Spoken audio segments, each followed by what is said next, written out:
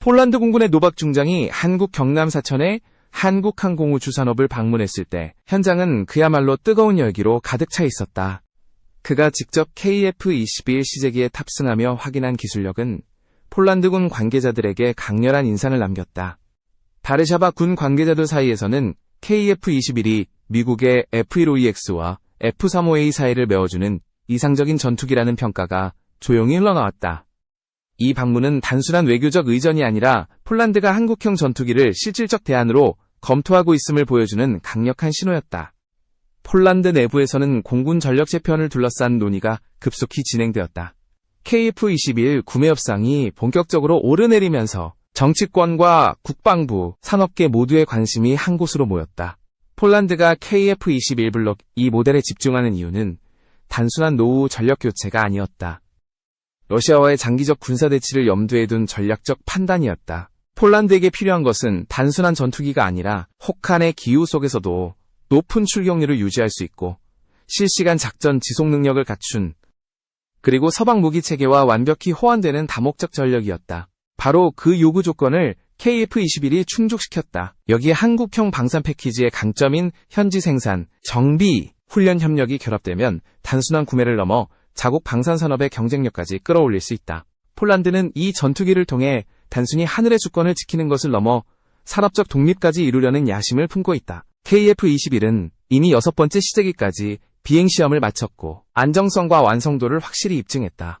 현재 양산형 기체의 조립이 진행 중이며 2026년 실전 배치를 목표로 마지막 점검 단계에 있다. 특히 블록 2 버전에서 적용되는 진동 감소의 패널 기술은 H 이상의 고기동 환경에서도 항전 센서의 흔들림을 최소화하며 폴란드가 우려하던 고기동 안정성 문제를 완전히 해결했다. 그 결과 KF-21은 더 이상 가성비 전투기로 불리는 중간 단계 기체가 아니라 실전에서 충분히 경쟁 가능한 고성능 전력으로 재평가되고 있다. 현재 폴란드 공군은 러시아의 칼리닝그라드 방면을 상시 경계하며 경보가 울리면 즉각 출격 태세에 돌입하는 고강도 임무를 수행 중이다. 그러나 1980년대에 도입된 미그-29와 초기형 F-16D는 노후화로 인해 전자전 대응 능력이 떨어지고 항속거리와 연료 효율 문제로 장거리 요격의 한계를 드러내고 있다. 폴란드는 이미 32대의 F-35A를 주문했지만 실전 운용까지는 몇 년의 공백이 존재한다. 바로 그 공백을 메워줄 최적의 대안으로 KF-21 블록 2가 거론되는 것이다. KF-21은 F-35A와 달리 유지비가 낮고 훈련 기간이 짧으며 다목적 운용이 가능하다. 즉, 폴란드의 현실적 상황에 가장 적합한 선택지였다. 이런 전략적 배경 속에서 KF-21은 단순한 수출 품목이 아닌 유럽 안보 지형을 재편할 수 있는 새로운 변수로 부상하고 있다. 특히 폴란드가 이 전투기를 도입할 경우 나토 내부의 군수균형과 유럽 내 무기산업의 판도가 크게 바뀔 가능성이 높다. 한국과 폴란드의 협력이 단순한 거래를 넘어 방산동맹으로 발전할 조짐이 보이고 있다. KF-21을 둘러싼 폴란드 내부의 논의는 단순한 기술적 선택이 아니라 자주국방과 산업 독립을 향한 국가적 결단이다. 전투기를 사는 것이 아니라 미래를 사는 셈이다. 이제 폴란드의 하늘 위에서 보람의 날개가 펴질 준비가 되고 있다. 폴란드가 KF-21을 주목하는 또 다른 이유는 명확하다. 바로 러시아와의 장기적인 대치 상황에서 안정적이고 신속한 작전 수행이 가능한 현실적 전투기를 확보해야 하기 때문이다. F-35A는 분명 첨단 스텔스 기술을 자랑하지만 정비 주기와 유지비가 과도하게 높고 출격률이 제한적이다. 반면 KF-21은 서방 무기 체계와 완벽히 호환되면서도 운용 비용이 낮고 작전 가용률이 높아 폴란드 공군의 작전 부담을 획기적으로 줄여준다. 폴란드가 KF-21을 실제 전력으로 도입할 경우 그 효과는 단순히 하늘의 공백을 메우는 데 그치지 않는다. F-35A가 전장의 눈이라면 KF-21은 그 시야를 실현시키는 팔과 다리의 역할을 수행한다. 폴란드 공군이 두 기종을 임무별로 나눠 운용하게 되면 전략적 피로도를 줄이면서도 작전 효율성과 대응 속도를 크게 향상시킬 수 있다. KF-21은 폴란드의 기존 정비체계와 높은 호환성을 보유하고 있다는 점에서도 주목받는다. 기체에 탑재된 AES-A 레이더와 항전 장비는 이미 폴란드가 운용 중인 서방제 시스템과 연동이 가능하다. 이로 인해 정비 부품 재고 부담이 줄어들고 조종사 훈련 기간도 단축되며 전환 속도 또한 빨라진다. 새로운 전투기를 도입하더라도 혼란 없이 빠르게 전력화할 수 있는 것이다. 경제적 측면에서도 KF-21 도입은 매력적이다. 폴란드는 이미 한국산 K2 흑표 전차, K9A1 자주포, FA50 경전투기 등 약 13조 원 규모의 방산 패키지를 도입하며 현지 조립 라인과 생산 네트워크를 구축해왔다. 이런 인프라에 KF-21이 추가되면 부품 공급과 정비, 탄약 보급망이 자연스럽게 통합되어 군수체계의 효율성이 비약적으로 향상된다. 이제 폴란드는 단순한 무기 구매국이 아니라 독립적인 방산 생태계를 구축하려는 나라로 변모하고 있다. 미국과 유럽의 정치적 영향력에서 벗어나 자국 주도의 방산 산업을 강화할 수 있는 발판이 바로 KF-21 협력 프로젝트인 것이다. 이러한 흐름은 한국에게도 전략적으로 매우 큰 의미를 가진다. 폴란드는 유럽 안보의 최전선에 위치한 국가이며 나토 내에서도 가장 공격적으로 재무장을 추진하고 있다. 따라서 KF-21이 폴란드 공군에 정식 배치된다면 이는 단순한 수출이 아니라 유럽 전역에 파급력을 미칠 사건으로 평가된다. 특히 체코, 슬로바키아, 루마니아 등 이미 한국산 무기를 도입한 인접 국가들이 폴란드의 선택을 예의주시하고 있다. 폴란드형 KF-21이 성공적으로 운용된다면 이들 국가도 자연스럽게 후속 구매로 이어질 가능성이 크다. 실제로 루마니아 국방부는 올해 초 KF-21 시뮬레이터를 직접 평가하며 기술적 검증을 진행했다. 이는 한국형 전투기에 대한 유럽 내 관심이 얼마나 빠르게 확산되고 있는지를 보여주는 사례였다. KF-21이 유럽 시장에서 급부상하고 있는 이유는 단순하다. 바로 통합 비용 제로라는 놀라운 무장 호환성 때문이다. 기체 내부 소프트웨어는 이미 미티어, 아이리스티, 스피어상 같은 유럽산 공대공, 공대지 미사일을 완벽히 지원한다. 추가 통합 비용이나 별도 인증 절차 없이 이는 방위비 절감이 절실한 유럽 각국에게 엄청난 장점으로 작용한다. 덕분에 KF-21은 유럽 차세대 전투기 시장에서 새로운 기준으로 떠오르고 있다. 게다가 개발 과정 또한 놀라울 정도로 안정적으로 진행되었다. 2025년 기준으로 6호 기이 시제기가 200번째 비행시험을 마칠 때까지 단 한 차례의 일정 지연도 없었다. 한국형 항공기술은 이제 저가형 대체품의 단계를 넘어 고성능 전투기 개발의 새로운 모델로 자리 잡고 있다. KF-21의 성공은 단순히 한 나라의 기술 진보가 아니라 서방 중심의 방산 질서에 균열을 일으키는 사건으로 평가된다. 유럽의 하늘에 한국의 보라매가 날아오르는 순간 그것은 단순한 수출 이상의 의미를 갖게 될 것이다. 폴란드의 선택은 유럽의 균형을 흔드는 시작점이다. 그들은 더 이상 구매자가 아니라 함께 하늘을 개척하는 동맹자로 자리매김하고 있다. 그리고 그 중심에는 KF-21이 있다. 폴란드와 한국의 협력 구상은 단순히 전투기 거래를 넘어 선산업 패키지 모델로 발전하고 있다. 폴란드는 KF-21의 매력 중 하나로 현지 생산과 정비, 소프트웨어 업그레이드까지 포함된 완전 이전형 계약 구조를 높이 평가하고 있다. 이 방식은 단순한 수입이 아니라 자국 항공산업을 성장시키는 기회로 이어진다. 폴란드 우치 항공단지는 이미 KF-21 프로젝트의 핵심 역할을 맡을 예정으로 전체 기체 구조물의 약 25% 이상을 현지에서 생산하게 된다. 여기에 엔진 정비센터, MRO와 미사일 통합 시험시설까지 설치하는 계획이 논의 중이다. 폴란드 정부는 이 협력을 통해 2029년 이전 가동을 목표로 하고 있으며 이는 단순한 기술 도입이 아니라 산업 자립의 전환점으로 작용할 것으로 전망된다. KF-21의 전투력은 폴란드의 작전 환경과 놀라울 만큼 잘 맞아떨어진다. F-35A가 스텔스 성능에서 우위를 점하지만 속도와 기동성 면에서는 제약이 크다. 반면 KF-21은 분리형 스텔스 패널 구조를 통해 저피탐 성능을 유지하면서도 고속 기동이 가능하다. 탐지 단계에서는 스텔스기로 생존성을 확보하고 교전 단계에서는 고속 전투기로 즉각 반응할 수 있는 균형형 플랫폼이다. 이러한 특성은 러시아의 전자전이 난무하는 환경에서도 빛을 발한다. KF-21은 짧은 시간 안에 고도를 급상승하며 요격태세로 전환할 수 있는 기동성을 갖추고 있다. 실제로 폴란드가 상정한 북부 전선 시나리오에서 KF-21은 고속 기동 능력과 전자전 대응력을 동시에 발휘하며 높은 실효성을 입증하고 있다. 특히 한국 항공우주산업, KAI과 LIG 넥스원이 공동 개발 중인 250km 급 장거리 공대지 미사일은 KF-21 블록 2형에 탑재될 예정으로 폴란드는 이를 통해 내륙기지에서도 발트해 연안의 방공망을 직접 타격할 수 있게 된다. 이로써 폴란드는 자국 영공 안에서 적의 심장부를 타격할 수 있는 길체인 체계를 확보하게 된다. 이미 KF-21은 미티어 미사일 장착 시험에 성공했고 2025년 하반기부터 유럽 탄약 소프트웨어 인증 절차를 진행 중이다. 이는 완전한 유럽 운용 체계 편입을 위한 중요한 단계다. 유럽 각국이 자체 무기 체계와 연동해 즉시 운용할 수 있다는 점은 KF-21의 가장 큰 경쟁력으로 꼽힌다. 비슷한 사례로 인도가 라팔 전투기 계약 시 프랑스에 요구했던 현지 정비 및 기술 이전 모델이 있다.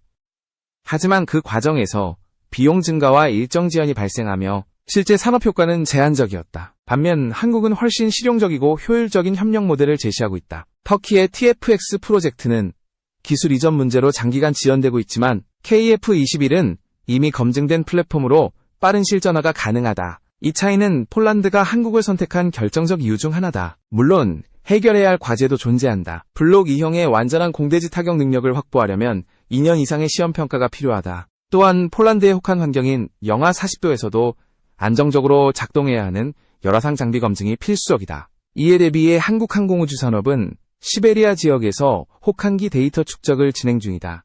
2025년부터는 이동형 실험 플랫폼을 투입해 폴란드와 유사한 겨울 기후 조건에서 실전 운용성을 입증할 계획이다. 이는 단순한 기술 시험이 아니라 실제 폴란드 전장 환경에 맞춘 맞춤형 검증 과정이다. KF-21은 성능뿐 아니라 가격 대비 효율성에서도 두각을 나타낸다. 폴란드가 도입 중인 F-35A 32대의 총 계약 규모는 약 116억 GWT, 한화 약 4조 5천억 원에 달한다. 반면 KF-21 블록 2형은 현지 생산 및 부품 조립을 포함한 협력형 모델 기준으로 약 88억 GWT, 즉 3조 8천억 원 수준이다. 무려 30% 이상 비용 절감이 가능한 셈이다. 폴란드는 이미 미국과의 안보 상호보장 조항에 따라 F-35A 사업을 유지해야 하는 상황이지만 내부적으로는 KF-21을 48대 규모로 추가 도입해 2개 전투 비행대대를 완편하는 방안이 논의되고 있다. 이는 단순한 구매가 아니라 전략적 전력 재편의 시그널이다.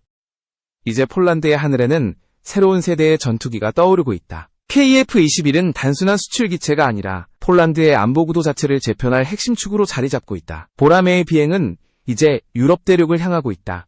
폴란드가 KF-21 도입을 적극 검토하게 된 배경에는 최근 급변하는 안보 환경이 자리하고 있다. 러시아의 침공 이후 유럽 전역은 새로운 냉전 구도로 재편되고 있으며 폴란드는 나토의 최전선 국가로서 전례 없는 긴장 상태를 유지하고 있다.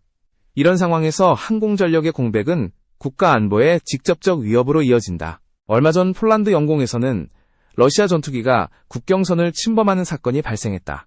당시 제23 전술항공대대는 즉각 대응해 한국산 FA-50을 긴급 출격시켰고 미그 29 전투기와 함께 이를 차단했다. 이 사건은 단순한 우발적 충돌이 아니라 폴란드가 실제 상황에서 한국산 전투기를 신뢰할 수 있는 전력으로 평가하기 시작한 결정적 계기였다. 이후 나토 동맹국들은 폴란드의 대응 속도와 운용 효율성에 주목했다.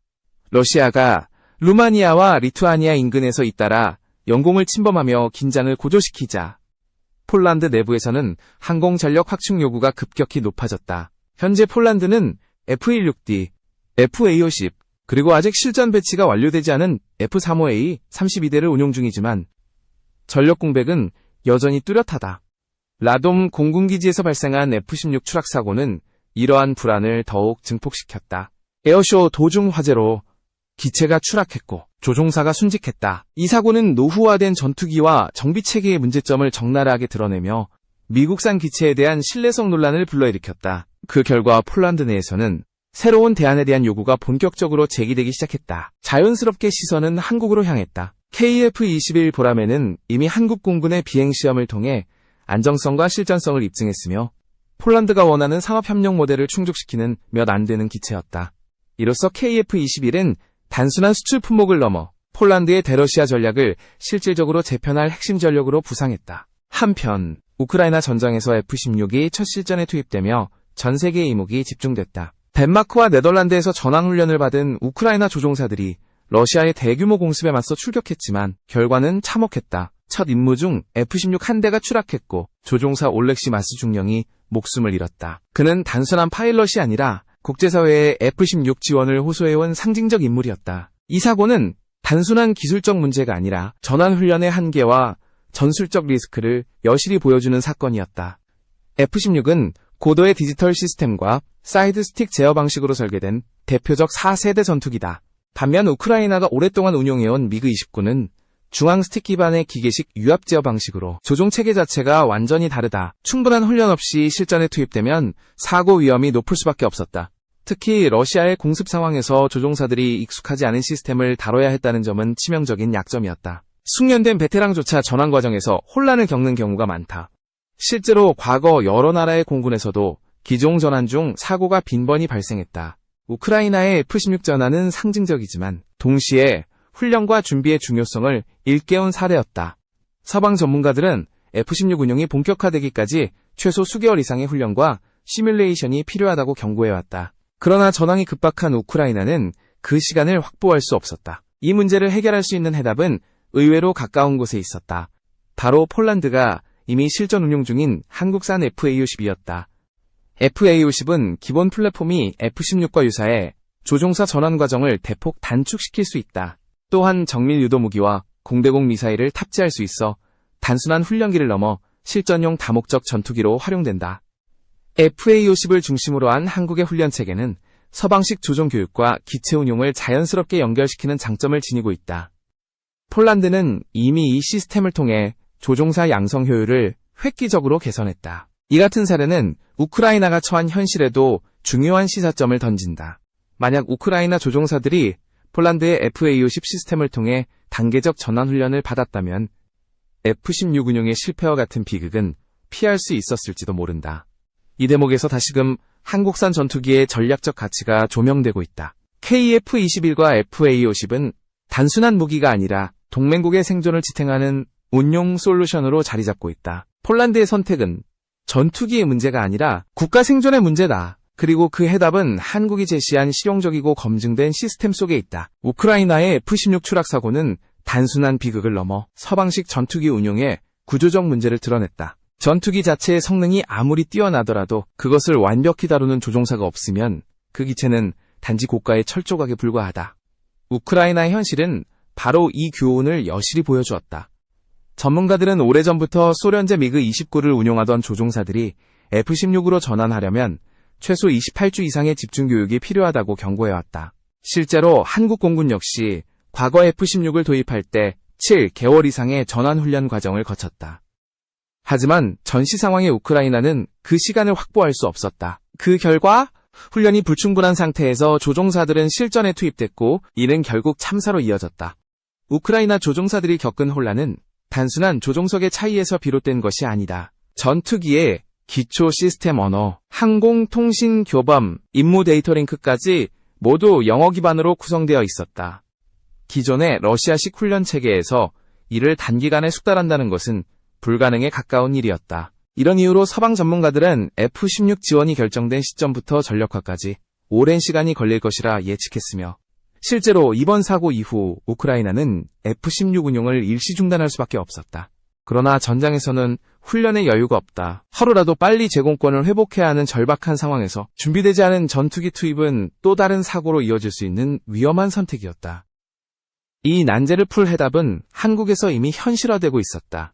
바로 폴란드가 운용 중인 FA-50이었다. 이 전투기는 F-16과 동일한 비행 논리와 항전 체계를 공유하며 동시에 경전투기로서의 실전 운용 경험도 풍부하다. 덕분에 조종사들은 비교적 짧은 기간 내에 서방식 기체 운용 감각을 익히고 실제 전투 환경에서도 빠르게 적응할 수 있다. 폴란드 공군은 FA-50을 도입함으로써 전환훈련의 효율성을 극대화했다.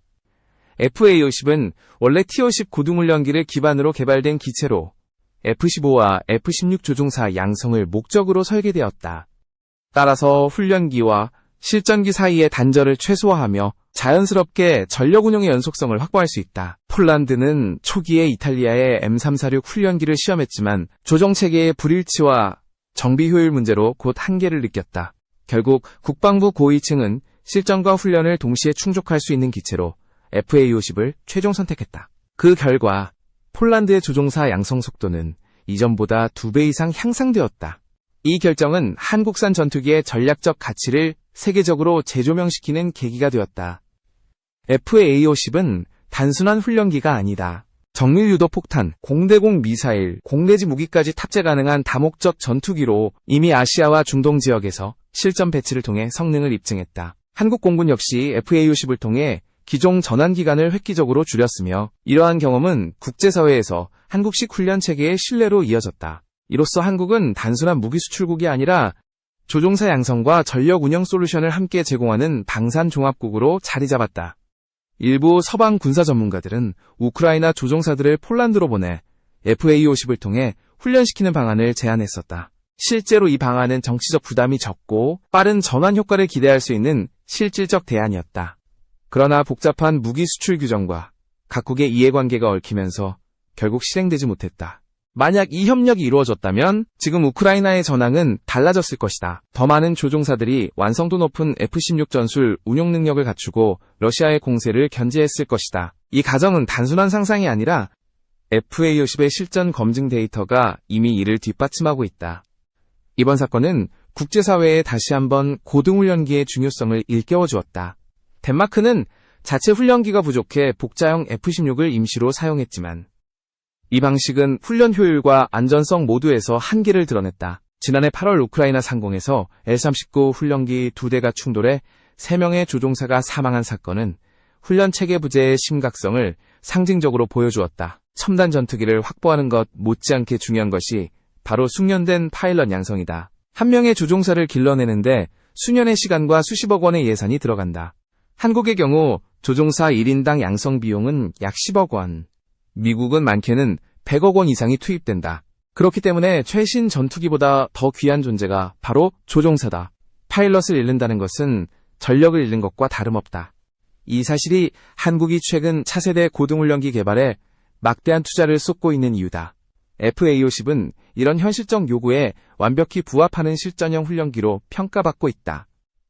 결국 한국이 제시한 FA-50과 KF-21의 조합은 단순한 무기 수출이 아니라 전력 전환의 솔루션이다.